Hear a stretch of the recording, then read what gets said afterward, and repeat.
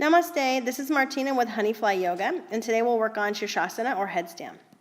So when you're setting up, forearms down, like you're going to karate chop. I always say karate chop, but you really want to push those forearms down.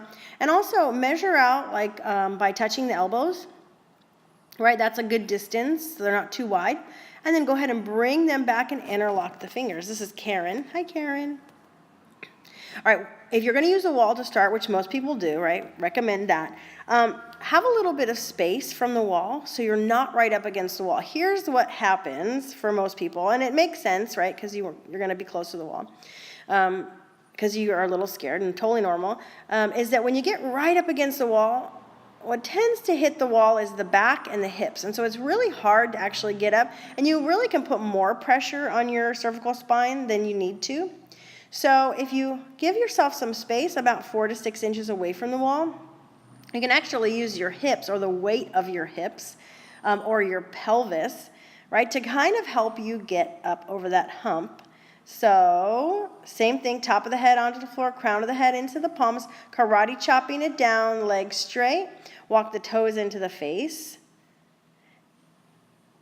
And remember, what you want to look at, if you can see how I'm kind of working my shoulders, I'm really pushing down and then drawing my shoulder blades up toward my waist. So that's that karate chop motion. And then walking those toes into the face. And look, it wasn't so bad. I bent my knees.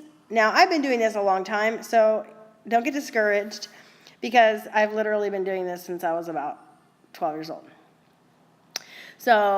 But as you get more comfy, see how my pelvis moved over my shoulders? That actually helped me engage my upper trapezius and get the legs moving up straight and together. Now that takes some time and some practice. One of the ways that you can get a little practice here is drop your butt to the wall. You might bring your toes there. Drop your butt to the wall. And then with straight legs, pull that belly in. And see if you can drop the legs. You're going to start to access the muscles of the upper back and the middle back, which really help with those push-ups into your straight leg Shirshasana. And then also can help you practice Ardha Shirshasana, which is your half. Right? So you're dropping those legs down, thighs squeeze. And there's quite a bit of weight shifted back. Now I'm actually coming out of the pose, so toes down. And always recommend, most teachers do, a child's pose, something kind of restful.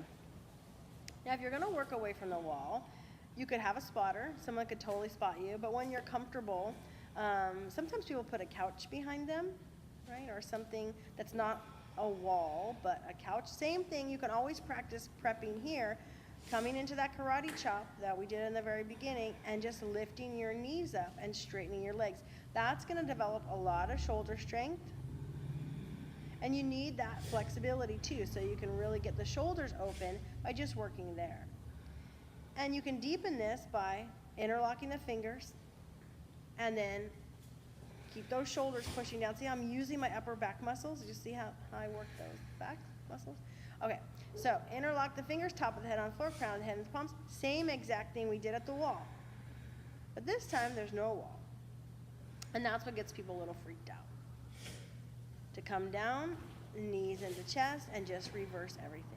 Always karate chopping when you're coming up and child's posing when you're coming down.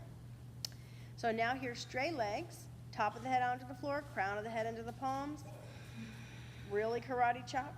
Nice and active with the upper back muscles. And there's a straight leg push-up. So still a lot of back, still a lot of core.